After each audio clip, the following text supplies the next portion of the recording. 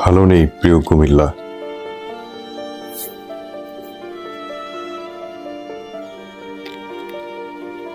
অতিবৃষ্টি, টানা অতিবৃষ্টি আর পাহাড়ি ঢলের কারণে, বিশেষ করে ভারত থেকে আসা পানির কারণে আমাদের কুমিল্লা গোমতী নদী এবারে ভরপুর এবং এর আশেপাশের এলাকা, অনেক বাড়িঘর, ধর্মীয় প্রতিষ্ঠান তলিয়ে গেছে।